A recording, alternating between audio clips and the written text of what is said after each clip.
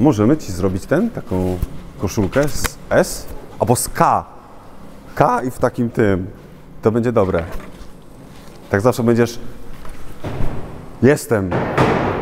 Widziałem znak na niebie. Za każdym razem, jak będziesz widział tutaj na suficie takie świecące K, to że jesteś potrzebny.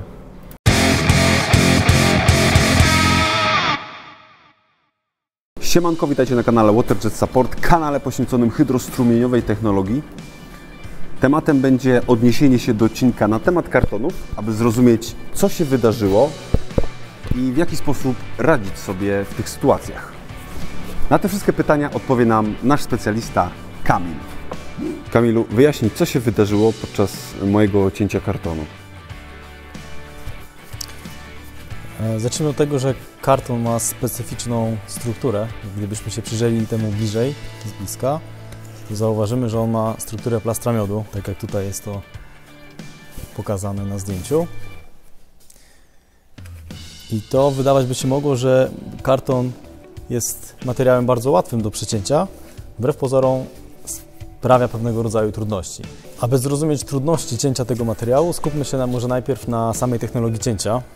Pokażę, tutaj jest taka mała aplikacja w naszym programowaniu, która pozwala zrozumieć samą zasadę działania strumienia i sam proces cięcia.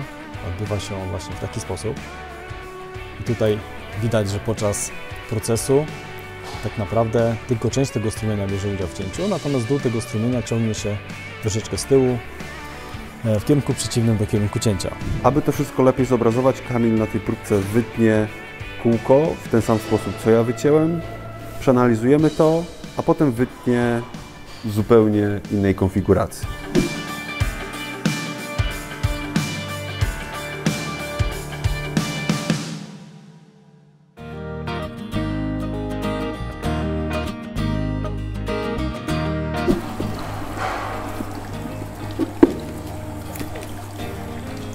Mamy ten sam efekt, nie?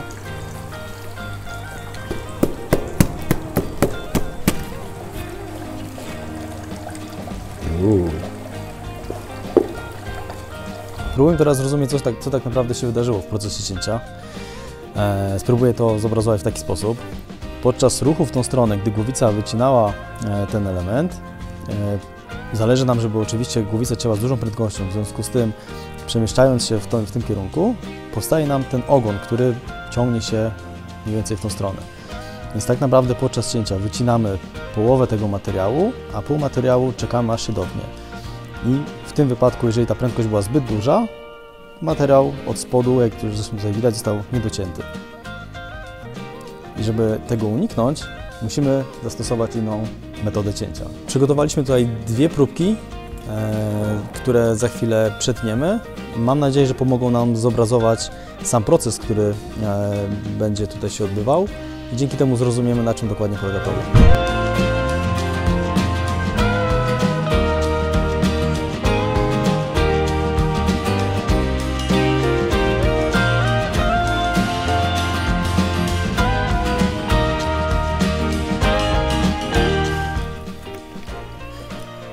Tutaj mamy cięcie numer 2 ze strumieniem pochylony do przodu.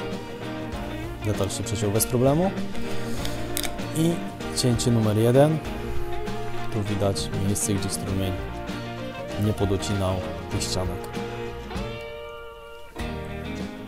Jeszcze raz powiedz, dlaczego to się wydarzyło? Wydarzyło się to dlatego, że podczas cięcia przy dużej prędkości tak naprawdę głowica miała do obróbki materiał aż o tej grubości. Co prawda niewielką odległość, bo dosłownie 2 mm.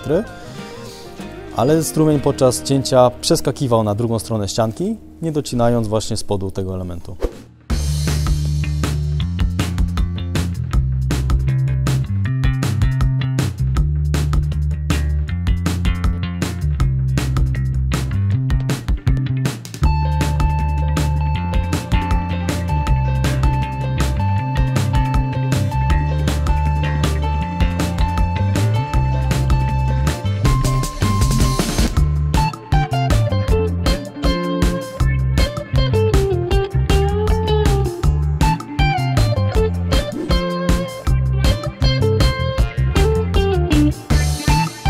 Robimy teraz drugi otwór z taką różnicą, że nie będziemy teraz wycinać prostopadle do materiału, tylko wygniemy głowicę o 30 stopni.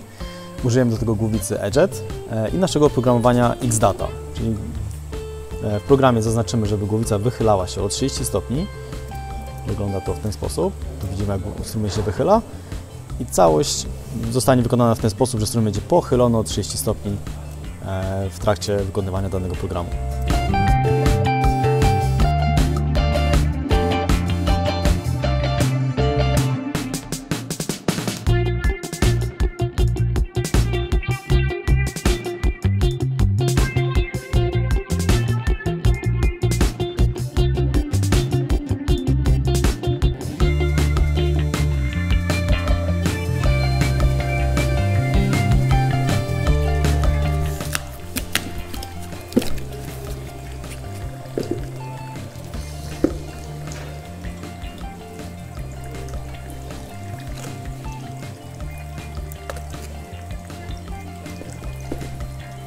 Teraz widać, wycięło się bez problemu.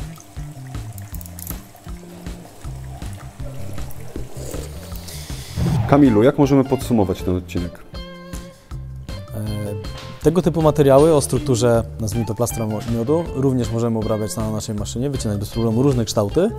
Należy jedynie pamiętać, żeby nie wycinać ich prostopadle, żeby strumień nie wycinał prostopadle do materiału, tylko żeby strumień wygiąć do przodu, na przykład przy użyciu głowicy Edget.